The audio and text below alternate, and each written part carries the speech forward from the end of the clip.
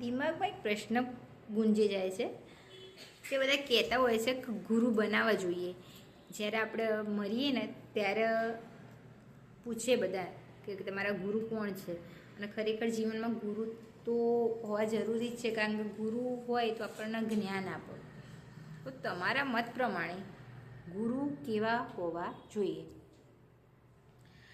કારણ કે અત્યારના જમાનામાં નહીં, અત્યારે મેં ઘણા ખરા જે મહારાજોને બધાને જોયા છે, જે લેડીઝ પણ મહારાજ છે, જેન્ટ્સ પણ મહારાજ છે.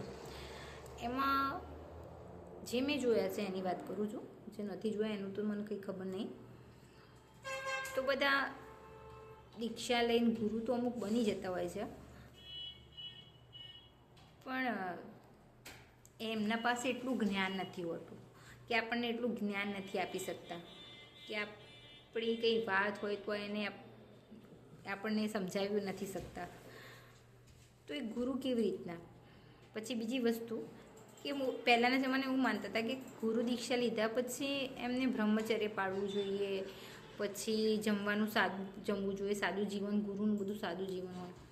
તો અમુક લોકોને મેં એવું જોતી હોઉં છું કે તો હોટલોમાં પણ ખાતા હોય છે, તૈયાર પણ થતા હોય છે, બહાર ફરતા પણ હોય છે.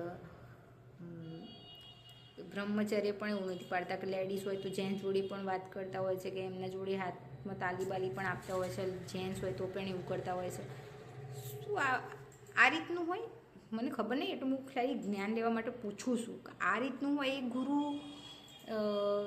કહેવાય કે જે જૈન લોકો કેવા હોય છે, જૈન લોકો કેવું પાડતા હોય છે કે ભાઈ ચલો ગુરુ માતા બન્યા, ગુરુ પિતા બન્યા, જે બન્યા એ કે એમને એકદમ બહુ નિયમો પાળવા પડે છે. એ લોકો ઉઘાડા પગે પૂરા રસ્તા આખી જિંદગી ઉઘાડા પગે ચાલતા હોય. નાનું બાળક હોય, મોટું હોય, ધારો કે નાનું બાળક હોય એ પણ કોઈ લેડીઝને બાજુમાં થઈને પસાર થયું હોય ને તો પણ એને નાહવું પડે. લેડીઝ કોઈ નાના બાળકના બાજુમાં થઈને જે ગુરુ બનાવે થઈને પસાર થઈને તો એને પણ નાહવું પડે. અને જમવામાં પણ એમને એવું હોય છે કે જમવાનું જાતે નહીં બનાવો, 5-4 જે ઘર બુક હોય કે એમાંથી લઈ આવે ને એ પણ થોડું થોડું, અને એકદમ સાદું જીવન જીવતા હોય છે. ના એમનો ઓલ આઉટ યુઝ કરી શકતા હોય છે, નીચે બીછોનું પાથરીને સૂતા હોય છે, એક લોટ પેલું હોય છે એમનું શું કહેવાય મને નહીં ખબર, એમાં જમવાનું લાવતા હોય એક જ પાત્રમાં એક જ વેશભૂષા હોય કે એમની વ્હાઈટ જ વેશભૂષા, તો વ્હાઈટ જ કપડાં પહેરવાના હોય છે.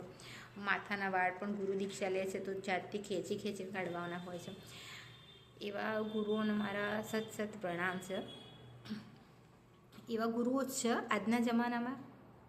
જૈનમાં તો છે જ, પણ આપણે જે ગુરુ બનાવવો હોય ધારો કે, અને એમના પર એટલા જ્ઞાન હોય, એવા કોઈ સારા ગુરુ હોય તો પ્લીઝ કમેન્ટમાં લખો, કારણ કે મારે પણ એવા ગુરુ જોવે છે કે એમના પાસેથી આપણને જ્ઞાન મળે.